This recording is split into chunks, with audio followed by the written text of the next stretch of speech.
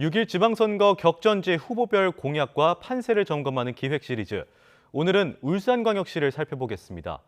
재선을 노리는 더불어민주당 송철호 후보와 구청장 출신 국민의힘 김두겸 후보가 맞대결을 펼치고 있는 가운데 침체한 지역 경제를 되살릴 후보가 과연 누군지가 선택의 관건이 되고 있습니다. 김인철 기자가 보도합니다. 더불어민주당 송철호 후보는 고 노무현 대통령과 문재인 전 대통령과 함께 부산과 울산 경남 지역에서 인권 변호사로 활동했습니다. 지난 1992년 14대 총선 출마를 시작으로 지방선거까지 모두 8번에 도전해서 실패했던 송 후보는 9번째 만에 지난 선거에서 시장에 당선됐습니다. 국민의힘 김두겸 후보는 지난 2010년 울산시 남구청장 선거에 도전해 재선한 구청장 출신 정치인입니다. 지난 1995년에 시의원에 당선된 김 후보는 이후 구청장 8년을 거쳐 국회의원과 울산시장에 도전했으나 크도프되는 우여곡절 끝에 이번에 울산시장 후보 공천을 받았습니다.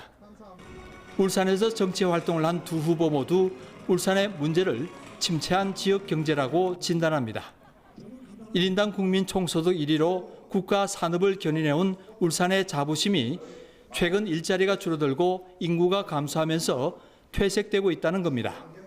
그래서 시장 선거가 있을 때마다 후보들은 경제 도약을 내세우고 있는데 이번 선거도 예외가 아닙니다. 현 시장인 송 후보는 재직 당시 추진했던 경제 분야 정책의 완성을 내세우고 있습니다.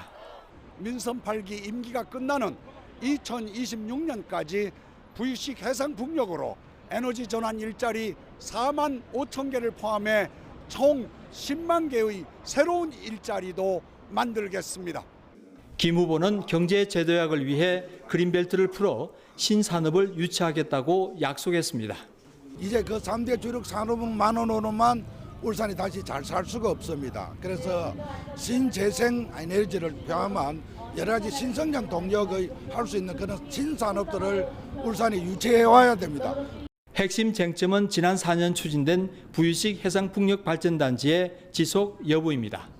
송 후보는 탄소 중립시대 울산의 먹거리로 계속 추진하겠다는 입장입니다. 지금 현재 외국으로부터 투자가 몰려오고 있습니다. 제대로 마무리하면 울산의 무상교통, 무상전기, 에너지 기본소득 시대가 열릴 것입니다. 김 후보는 원전과 신재생 에너지는 함께 가야 한다며 속도 조절을 주장했습니다. 우리가 서둘러서 할 필요는 없다.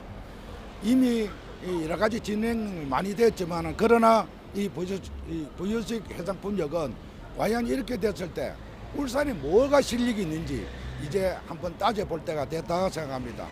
광역시 승격 이후 2기부터 7기까지 6번의 시장 선거에서 지난번 선거만 진보 성향의 후보가 승리했습니다.